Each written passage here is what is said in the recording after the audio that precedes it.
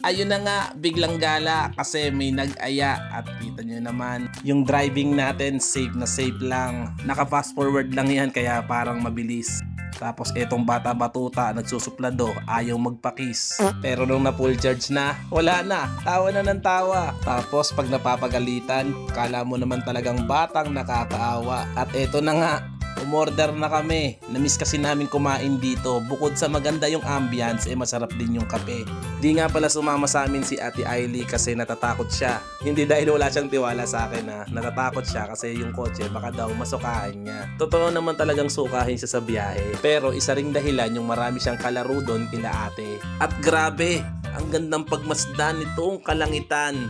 Habang yung isang yan, sobrang lupit ng katakawan. O diba, kita mo na, patingin-tingin pa.